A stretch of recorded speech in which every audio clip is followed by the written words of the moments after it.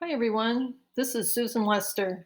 In this session, we'll discuss the histologic features, differential diagnosis, and important facts for 9 breast lesions. We'll discuss 9 more lesions in session 2. So let's get started. Our first case is gynecomastia, or enlargement of the male breast. The histologic features are number 1, there are only ducts. Lobule formation is very rare in males. 2, in the epithelium, you often see usual ductal hyperplasia with small tapering tufts, and it can be florid with solid and cribiform patterns. When you look at the stroma, early on you'll see pseudoangiomatous stromal hyperplasia or PASH, and that's just prominent myofibroblasts with stromal clefting. Later on, the stroma becomes less cellular, more fibrous, and hyalinized. So here we're looking at these core needle biopsies, and as you look at them, you can see there are only ducts, there are no lobules. So this would be very unusual for a female, but this is very typical for gynecomastia in men. If we look at the epithelium, here we see that there's more than the one luminal cell layer. So this is usual ductal hyperplasia. You can see these small tapering tufts. So that's very common in gynecomastia. This is the stroma. So this would be an earlier case. These are the prominent myofibroblasts in the stroma. You can see the stromal clefting. And so they can mimic blood vessels, but no blood vessels are present. So this is just sort of an exuberant stromal response. So there are similar appearing lesions. For example, if you didn't know this was a male, this could be a prepubertal female breast because lobules form during puberty and pregnancy, but that would be a very unusual specimen. It could be gynecomastoid hyperplasia. This forms a discrete mass in an adult female. It could be juvenile hypertrophy. So this is bilateral abnormal breast enlargement in a young female. But the main pitfall you don't want to fall into is mistaking the tufting for micropapillary DCIS, because a true micropapillary DCIS will have a narrow base with a bulbous end, which is described as either a drumstick or light bulb shape, and we'll see an example of that in a later case. Some facts about gynecomastia: it's attributed to hormonal alterations, either reduced testosterone or increased estrogen. And you see this in newborns because of maternal estrogens, during puberty, and that's the most common setting, in older men and liver disease, also seen in Klinefelter syndrome, and with the use of various drugs. It is a risk factor for breast cancer in men, although this has been debated, and this is a nice reference for that. Our second case is collagenous spherulosis. So that's a really interesting lesion. Here, lobules are involved by a mixed population of both luminal and myoepithelial cells. True lumens are formed by the luminal cells, and these look empty or with secretory material. There are also pseudolumens. So these are formed by myoepithelial cells surrounding basement membrane-like material, and it can look either collagenous or mucinous. So this is sometimes called mucinous spherulosis, and this material often calcifies. These lesions are typically very small, less than a centimeter. Here we see this core needle biopsy, and we can see all the action is right here.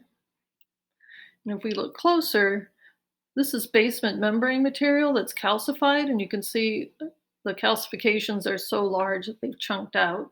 You can see in other places at this power this pattern that looks very cribiform. But if we look closer, we can see there are 2 types of lumens here. So these are the true lumens formed by the luminal cells, and they're empty or they have this sort of flocculent secretory material. And these are the pseudolumens that are being formed by myoepithelial cells. So here it's not as dense as sometimes you see it. This is sort of more of the mucinous-like appearance, but you can see there's sort of a condensation around the edge, which is the cuticle. So these are the pseudolumens, giving it this sort of appearance of a cribiform pattern, but being formed by these 2 different types of cells. So, and that's the main differential diagnosis. So you don't want to mistake collagenous spherulosis for true cribiform DCIS. So DCIS would consist only of luminal cells, forming true lumens. The normal myoepithelial cells would be at the periphery. A pitfall is when collagenous spherulosis is involved by LCIS, it can very closely mimic DCIS. You could also consider adenoid cystic carcinoma because this lesion is also comprised of two cell populations and is associated with basement membrane material. However, this is going to involve multiple spaces. It will have an infiltrative pattern and presents as a mass. So, in actual fact, it's rarely in the differential diagnosis. So collagenous spherulosis typically presents as mammographic calcifications or sometimes as an incidental finding. It sometimes involves other lesions like intraductal papillomas. Uh, you can use immunohistochemistry to identify both the myoepithelial cells and the luminal cells, and it's not a risk factor for breast cancer. Okay, our third lesion is a radial sclerosing lesion, which is the same as a radial scar. So in low power, the appearance is of a spiculated or a radial shaped mass.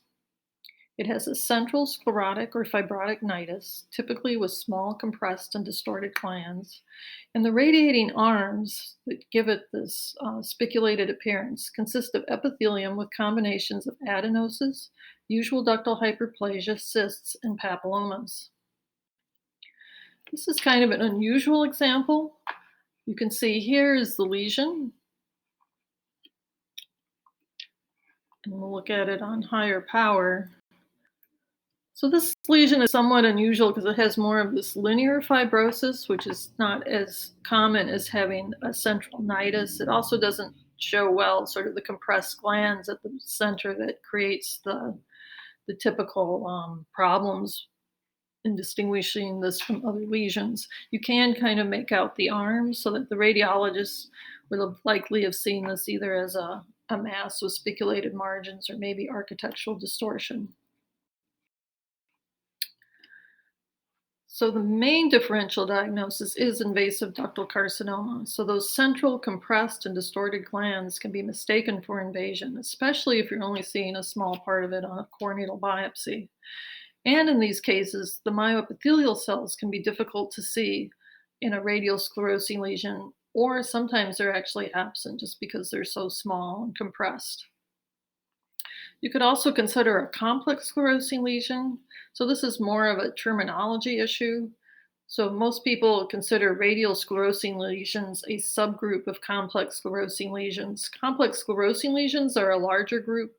So it includes lesions with confluent sclerosing adenosis, papillomas, and usual ductal hyperplasia. So not all of those lesions form masses with spiculated margins. Radial sclerosing lesion is reserved for those lesions in that group that have this very distinctive appearance. So radial sclerosing lesions are usually associated with proliferative breast disease, which includes usual ductal hyperplasia, sclerosing adenosis, and papillomas. So within this group, there's a 1.5 to 2-fold increased relative risk of invasive breast cancer. It's important to understand that that only translates into about 4 to 6% of women developing invasive cancer in their lifetime. So this low level of risk is not an indication for increased screening or chemoprevention. These lesions are the most common benign lesion that mimics invasive carcinoma on imaging because both invasive carcinomas and radial sclerosing lesions have spiculated margins. However, usually the radiologist has a pretty good idea which one it is because a radial sclerosing lesion has a relatively small center compared to these long arms or spicules, whereas an invasive carcinoma has a relatively large center and shorter spicules. And it's important to know that there's no association with a true scar from a prior core needle biopsy or excisions. So that's why the name radial sclerosing lesion is preferred because it's less confusing. If you say radial scars, some people might think you're referring to an actual scar. Our fourth lesion is the large duct papilloma. So these lesions consist of arborizing fibrovascular cores extending into ducts, and they're lined by epithelial cells with a myoepithelial cell layer. The cores are typically thick. Sometimes they hyalinize, they can calcify. Papillomas can be involved by usual ductal hyperplasia and apocrine metaplasia. And sometimes the fronds twist and infarct and are necrotic, and this may result in squamous metaplasia. So on this core, here you can see portion of the papilloma that's still within this dilated space. You can also see fragments, and that's often a problem with evaluating papillary lesions on core needle biopsy, is that they are friable because of the architecture, and you often are evaluating little pieces of them. But this is nice because we still have the papilloma within the space. You can see the fibrovascular cores. You can see they're rather thick. See, for the most part, there's a one single cell layer, but there are areas of usual ductal hyperplasia. If we look at even higher, oops. So here we can see at the edge of the space, here's a nice myoepithelial cell layer. And here in the fibrovascular core, we can also see a nice myoepithelial cell layer. And we'll see when we just talk about some other papillary lesions. When you're looking at a papillary lesion, it's really important to know where the myoepithelial cells are, either at the periphery or in the fibrovascular cores, or not present. So what should you think about when you're looking at a papilloma? Well, papillomas can be involved by ADH or low-grade DCIS. And so by convention, if this population is greater than 3 millimeters, you classify it as DCIS in a papilloma. If it's less than 3 millimeters, you classify it as ADH. But that is only for low-grade lesions. If intermediate to high grade, you would classify it as DCIS. You can also consider whether it's papillary DCIS. So here's where the myoepithelial cells become very important, because they would be absent in the delicate fibrovascular cores of papillary DCIS, but would be present at the periphery. And it would be a monomorphic cell population. You can also think about encapsulated papillary carcinoma, because in this lesion, myoepithelial cells are absent both in the delicate fibrovascular cores and at the periphery. Again, it's a monomorphic population, and we'll see an example of an encapsulated papillary carcinoma later on. So these large duct papillomas often present as nipple discharge, and so a pathologic discharge is spontaneous, unilateral, and intermittent, or a mass or calcifications on imaging. And it's important to note that it can be bloody when they twist and infarct, so a bloody discharge is not necessarily carcinoma. This is another form of proliferative breast disease. Again, the relative risk is 1.5 to 2-fold higher, but this is still not considered high risk.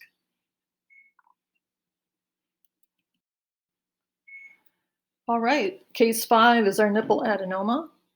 So these lesions have the same general features of complex sclerosing lesions, including sclerosing adenosis, UDH, and papillomas. But the distinct thing about this lesion is that it occurs in the dermis at a nipple orifice. You can sometimes see superficially located squamous cysts, and sometimes the glandular epithelium may extend onto the skin surface. And as you can imagine, this can result in superficial ulceration. Here's a nice example. We'll just flip it over here. So here you can see, this looks like an area of sclerosing adenosis, but you can see it's right up under the skin of the nipple. On higher power, you can make out that there's a nice myoepithelial cell layer. So even though it has this complex pattern, this is all within the duct lobular system. You can see there's some epithelial hyperplasia, and that can be quite florid at times. Unfortunately, in this case, you can't really make out what's happening at the skin because most of the skin has been lost. But in some cases, if this is truly epithelium on the surface, this is a case that could have presented with the patient saying that she had an area of ulceration, and sometimes that can bleed.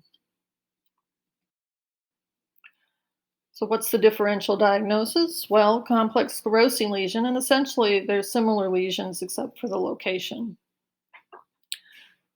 you could think of, could this be DCIS involving a nipple adenoma? Because sometimes you get really florid UDH with central necrosis, and it can raise concern for DCIS. So in that case, you can do immunohistochemistry for high molecular weight keratins, including CK56 and others.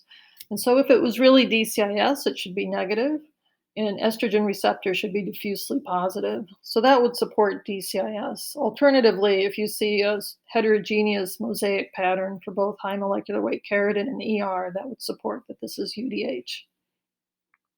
You also would want to consider invasive carcinoma, because sometimes this very complex pattern of benign adenosis in the dermis associated with ulceration can raise concern for invasive carcinoma.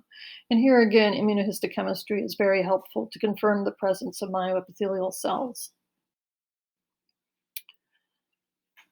So what's different about nipple adenomas compared to most other lesions is they do usually present clinically as opposed to a lesion on screening mammography. So it is usually a palpable nodule on the surface of the nipple with ulceration and bleeding. And often the clinical concern is that this is an invasive carcinoma. Local recurrence is possible, and therefore complete excision is recommended. But usually you can preserve the nipple.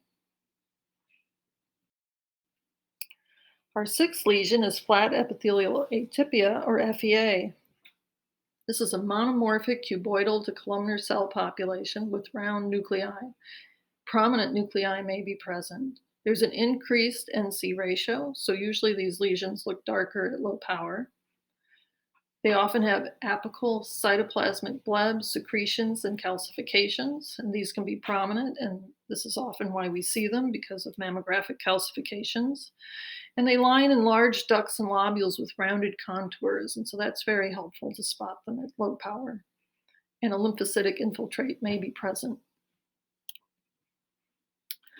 So here's some cores. Someone's been very helpful in indicating some areas of interest. So particularly note these sort of expanded round areas. So we'll go down and look at one of those. So here you see these more rounded areas. You can see they look kind of dark, and you look at the cells. So this is the typical pattern for FEA. So you see these very round monomorphic cells. They're not really oriented towards the basement membrane. Some of them have nucleoli. They have these prominent apical blebs, and often the calcifications will be found here. So this is a good example of FEA, although it's very limited in extent.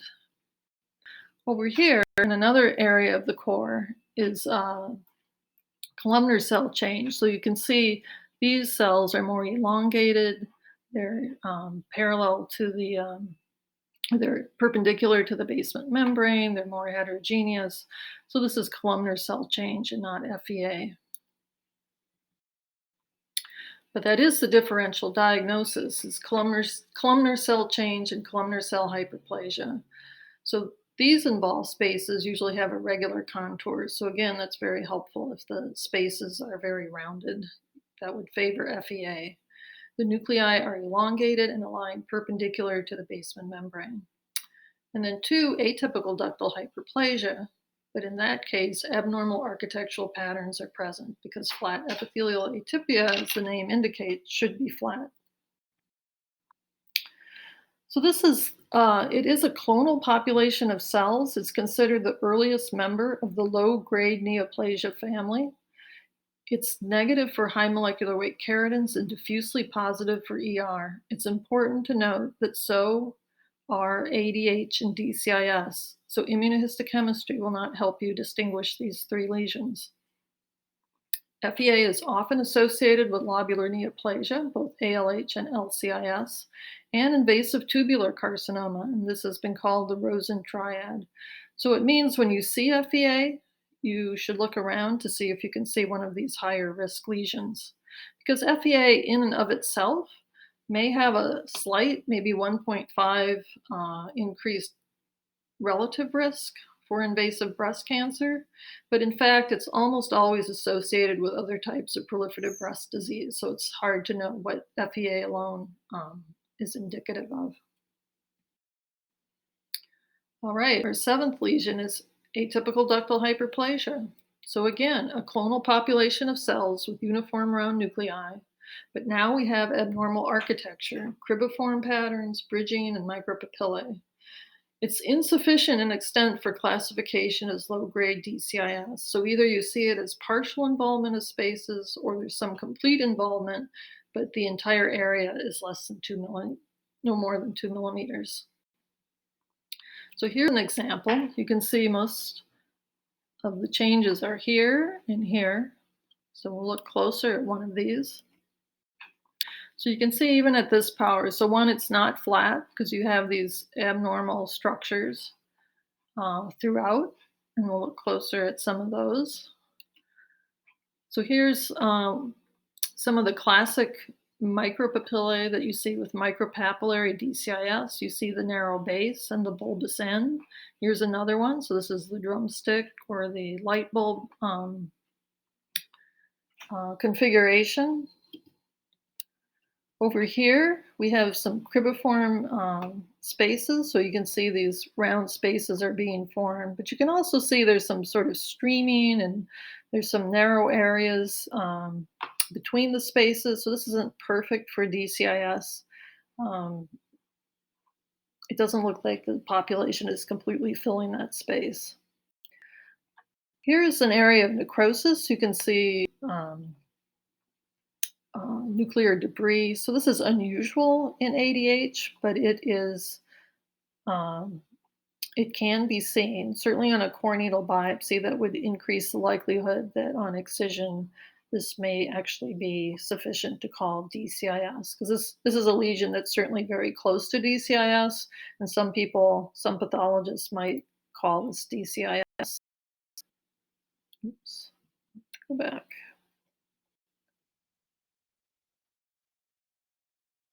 And here I wanted to point out, so here's one of these micropapillae, but you can see next to it, this is another example of what FEA would look like. And so if you just had this, you would call it flat epithelial atypia. But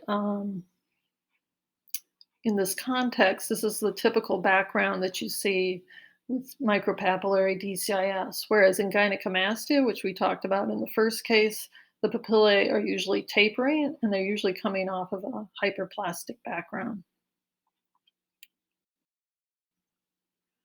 So the differential diagnosis, yes, flat epithelial atypia. So they are similar cell populations, but FEA will not have architectural features. And you have to consider ductal carcinoma in situ, low grade.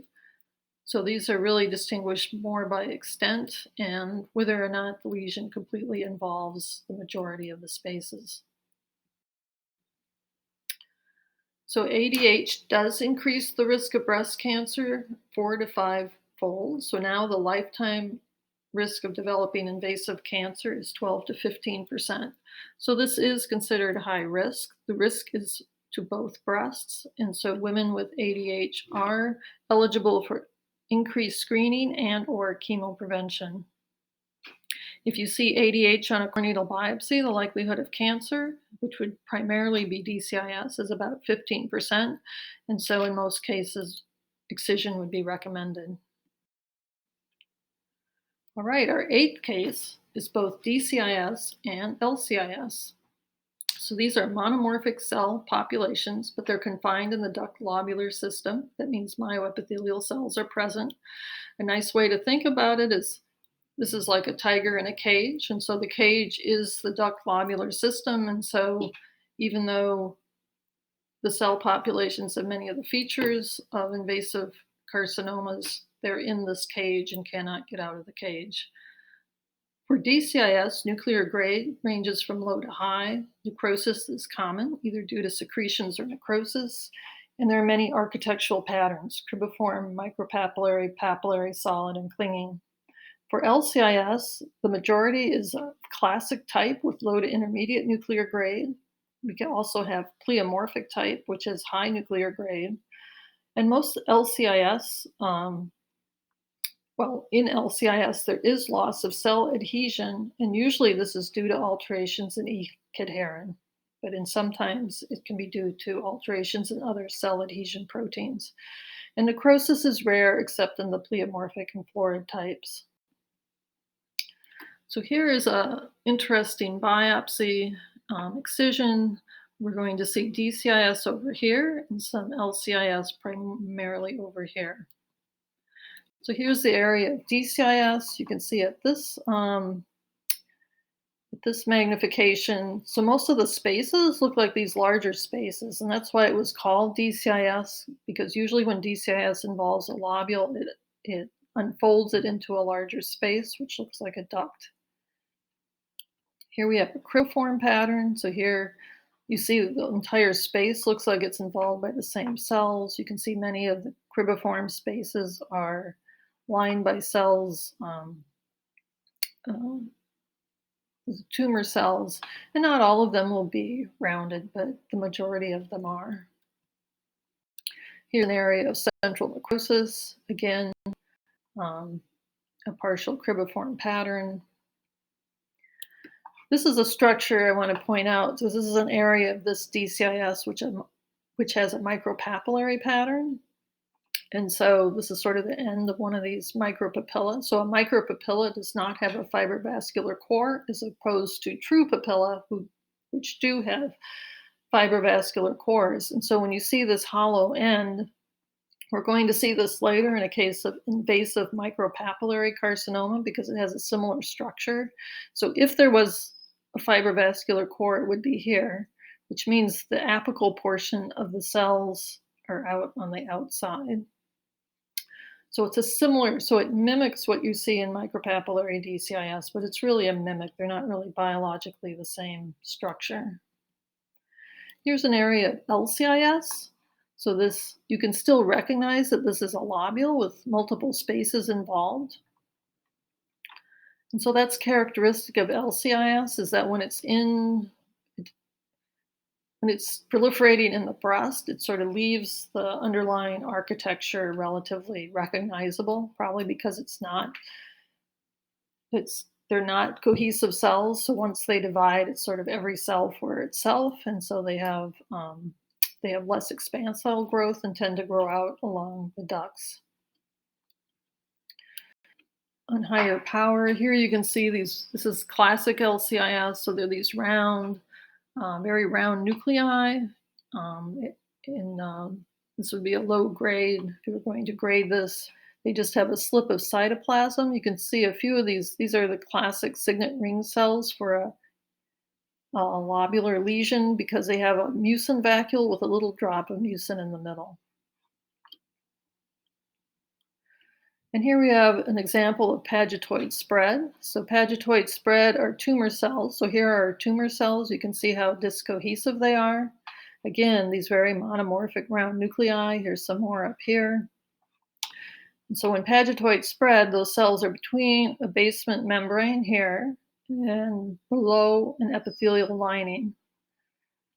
So when you're in the breast itself, pagetoid spread is usually seen with LCIS. When DCIS sort of goes into another space, it's more like a snowplow and it just moves the normal or any pre-existing epithelial cells apart or destroys them and just completely fills the space, where LCIS tends to slip into this virtual space between an epithelial cell layer and a basement membrane. So what's the differential diagnosis for DCIS and LCIS? Well, of course, ADH or ALH, because these are similar or identical cell populations, but more limited in extent. You could also consider whether something is invasive cribriform carcinoma or DCIS, or you could think of, is it solid or is it the solid and alveolar variant of invasive lobular versus LCIS? So in both cases, if you're ever trying to distinguish between an in situ lesion and an invasive lesion, immunohistochemistry is very helpful to confirm the absence of myoepithelial cells in invasive carcinomas.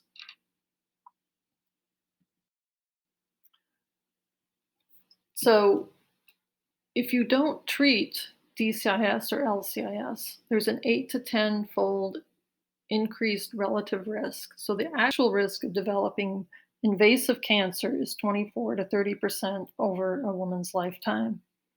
So for DCIS, the risk is primarily to the same area of the same breast.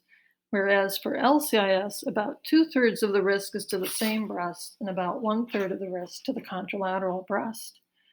So for DCIS, because the risk is localized, surgery, radiation are usually recommended, plus or minus endocrine therapy. And this will reduce local recurrence, but it has minimal to no effect on actual dying from breast cancer.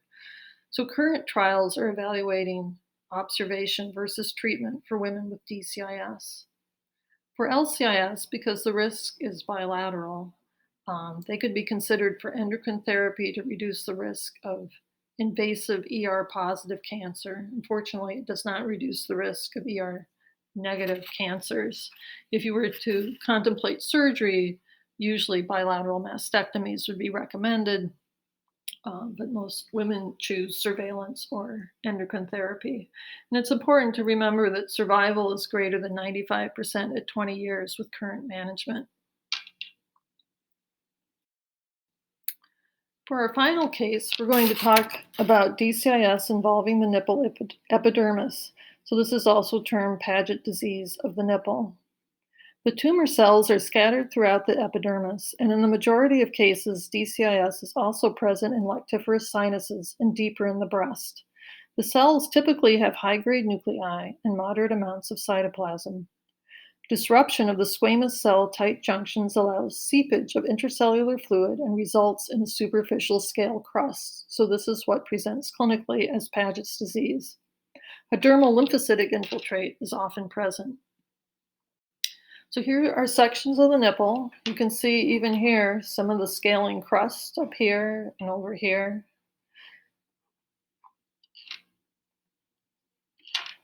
We see some of the lactiferous sinuses coming up. In this particular case, in these particular sections, we don't see DCIS involving the lactiferous sinuses, but it was probably there somewhere if additional levels had been done. It's important to know that the basement membrane of these ducts in 3 dimensions are contiguous with the basement membrane of the skin. So DCIS arising in the breast can go up onto the skin and never cross the basement membrane. So remember before I was talking about DCIS is like a tiger in a cage. So these cells are still within that cage. They haven't gotten through a basement membrane. Here we see the cells of Paget's disease. You see they're sort of in the squamous epithelium, but they're clusters, they're separate. They're sort of distinct from the squamous cells. Here on higher power, you can see they kind of crush the basement membrane. They just kind of look like they're compressing these basally located cells. But you can see that they're sort of in through the squamous epithelium. You can see the tight junctions here on the squamous cells. So you can see normally this is sort of a very good layer keeping all of our intercellular fluid within. But now these cells have disrupted it, so some of the intercellular fluid can seep through and cause that crust. And here's another example of the scale crust on the surface and the tumor cells disrupting those tight junctions. You can also see the tumor cells sort of go all the way to the top. So sometimes you could make the diagnosis by scraping the surface and seeing the tumor cells. You can also see this dense lymphocytic infiltrate in the stroma below the epidermis. So the differential diagnosis usually includes squamous cell carcinoma. That's actually extremely rare, involving the nipple. But this would be full thickness involvement of the epidermis, and the cells, of course, would have a squamous appearance. You could also consider superficial spreading melanoma. Again, this would be exceedingly rare in the nipple. It can closely mimic Paget's disease, and you might require immunohistochemistry to distinguish the two. There are 2 pitfalls. So in any case of Paget's disease, the Paget cells can take up melanin. So they can fool you into thinking they're actually melanocytes. There's also a very rare variant called pigmented Paget's disease, which is very interesting because it presents as a darkly pigmented flat lesion instead of the scale crust. And so in this case, the tumor cells are associated with increased numbers of benign melanocytes. And then thirdly, Toker cells. So these are just normal displaced luminal type cells that occur at nipple orifices. They lack nuclear atypia. They're an incidental finding. They're not associated with the scale crust. So they usually only create an issue when someone does a low molecular weight keratin on the epidermis of the nipple and sees these cells and does not realize that these are not Paget cells. So the majority of cases of DCIS and nipple epidermis are positive for HER2. It's a very strong and interesting association. So usually if you do immunohistochemistry for low molecular weight keratin, which will be positive, and HER2, which is usually positive, so those are usually sufficient for the diagnosis in the majority of cases and exclude squamous cell carcinoma and melanoma. Paget's disease as a term, just be careful when you use it because it can refer to only DCIS or to DCIS and invasive carcinoma deeper in the breast. So a more precise term is DCIS involving nipple epidermis. In very rare cases, invasion of the dermis arises directly from tumor cells in the epidermis.